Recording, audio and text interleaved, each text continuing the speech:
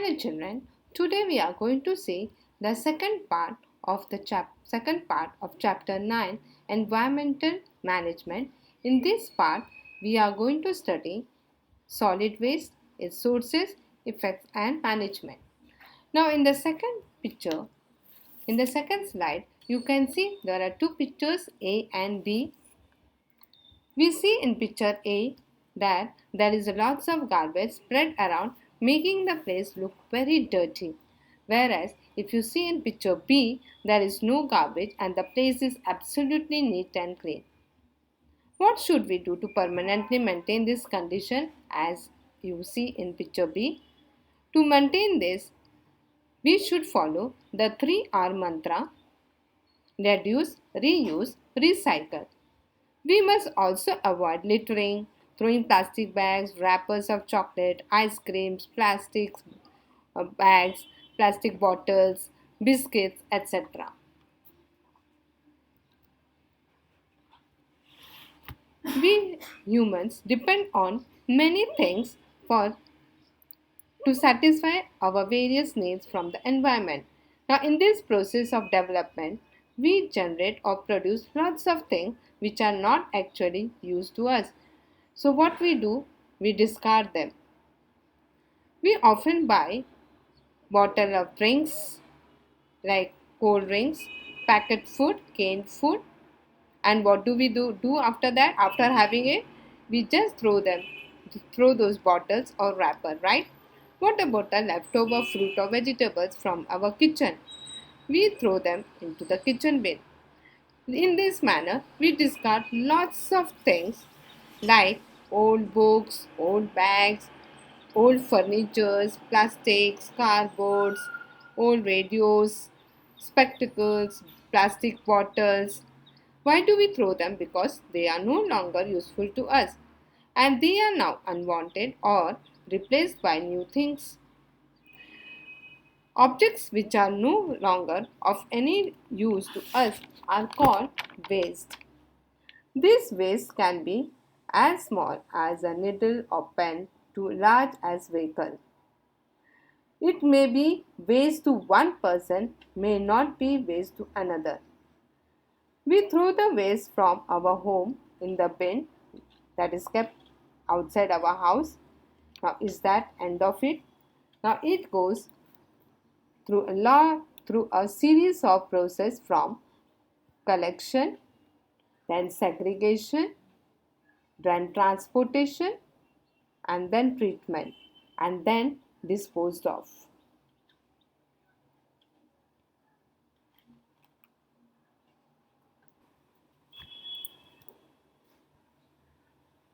Now in this slide, we shall see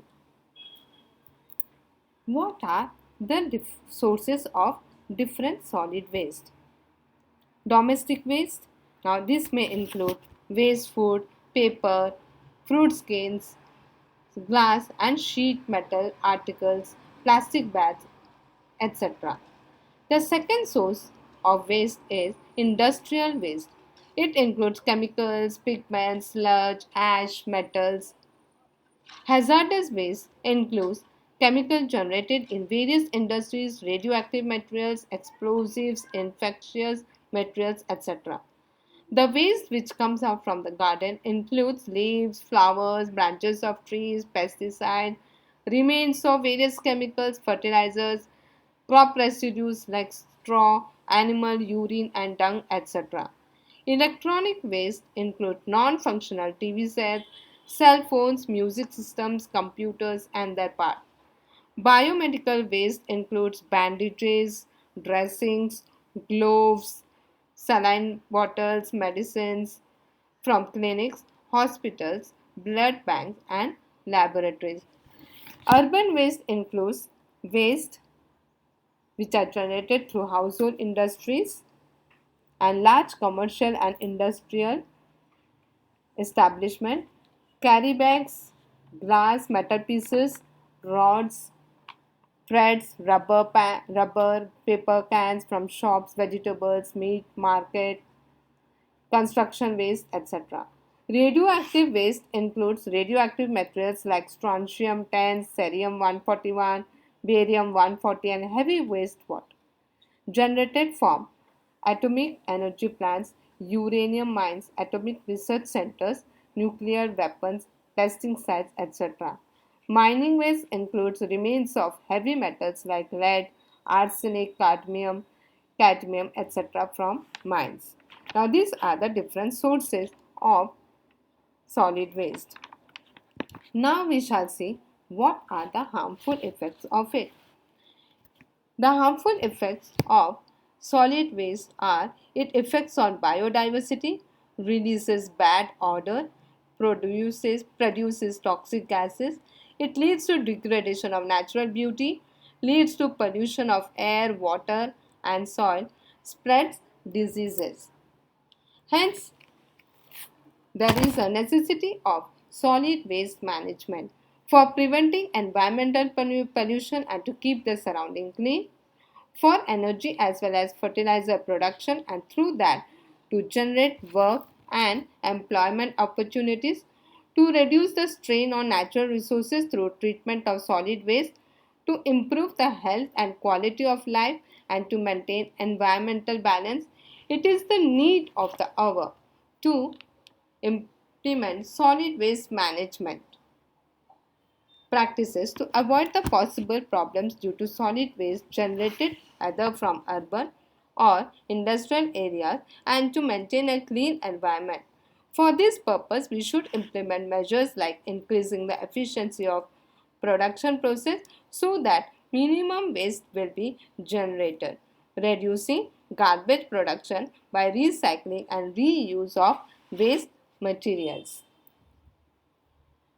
Now in this slide, we shall see different scientific and eco-friendly methods of waste management. It includes waste separation. In this method, dry and wet waste are separated, stored and later collected for proper use. The second method is composting. Now in this method, decomposition of degradable kitchen waste in small pits in the backyard, garden or terrace is called as composting. Now good quality manure can be produced by composting leftover food, peels of fruit, vegetables, etc. Vermicomposting, converting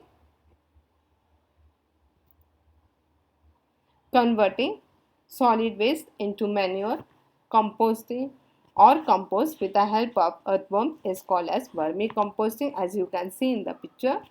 Vermicompost manure is highly nutritious and can be used for agricultural purposes. Secured landfill. Solid waste is disposed of in secured landfills. The site for secured landfill is selected 2 km away from water bodies and human habitation. Care is taken to see that the site does not fall in sensitive zone. The landfills are layered with clay and plastic, and then the garbage is spread and left to decompose naturally. The second method is pyrolysis. Now in this method, the waste is heated to a high temperature to obtain gas and electricity. Semi-combustible waste is burnt in pyrolysis. It is suitable for municipal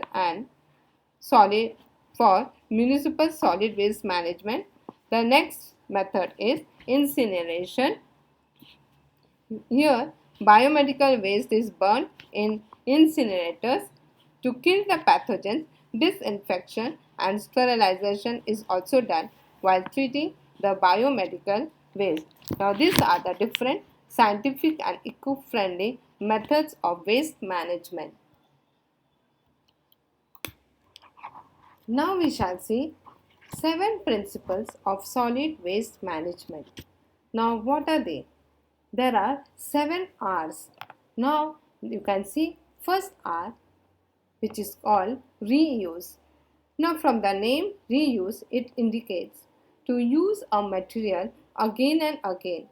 Reuse is the action or the practice of using an item or a thing, whether for its original purpose or to fulfill a different function.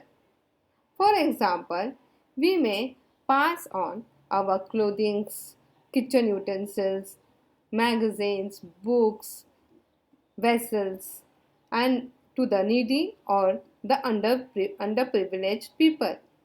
We may use empty containers to store the leftover food or to store some grains or pulses. We may buy reusable or rechargeable batteries. The next R is refuse. Now, refuse means simply say no. No to the articles that are made with which are made with non-biodegradable waste materials like plastics, thermocols, etc. Instead, replace it with eco-friendly items. For example, we may carry a cloth bag to the market and refuse use of plastic bag. We may carry water bottles instead of carrying disposable glasses. The next R, the third R is reduce. Now, reduce means to restrict the use of resources to avoid their wastage. Like, for example, one thing can be changed by many. Like, for example, old materials can be renovated and it can be changed into other form. Use or through different types of things may be provided. For example, broken glass, broken bottle, plastic bottles can be used as a pot. Old saris can be used and stitched and bags can be made from it. The books in which the pages have been used, tear those pages and the blank pages can be stapled together and from which a new copy can be made and so on. The next R is recycle. Now it is a process of breaking down of used items to make raw materials for the manufacture of new products. For example, waste paper may be broken down to its fibers by process known as pulping. This pulp is then cleaned and formed into new paper which may be used for printing and packaging. Similarly, glass and waste metals may be recycled by melting them down into new raw materials. Next R is rethink. Now, there are numerous ways to rethink our daily practices by simply re examining the choices we make day to day. We have the power to affect change and work towards substantial future.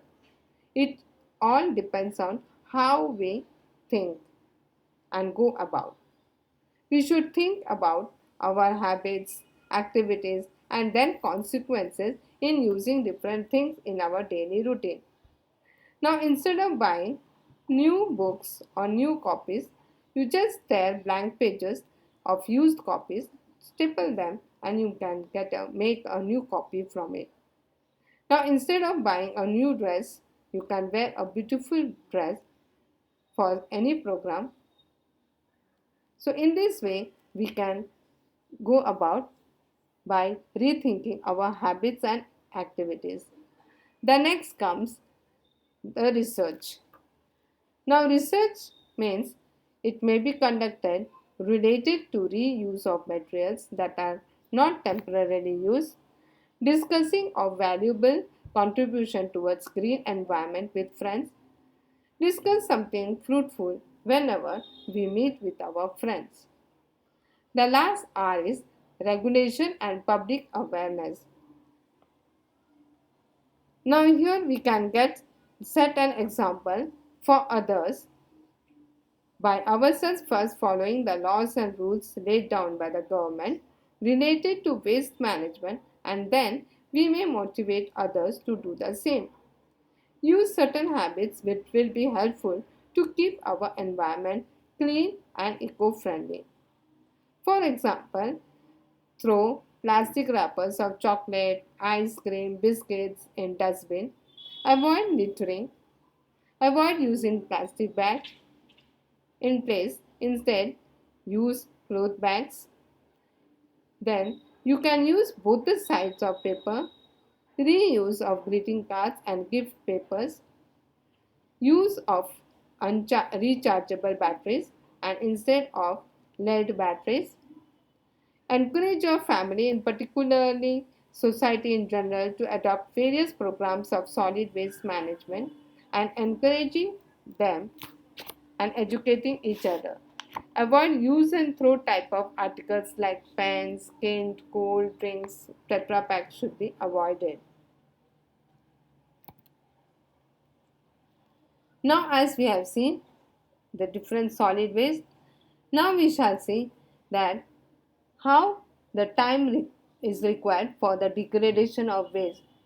What are the time periods required by each and every or different material, waste material for degradation?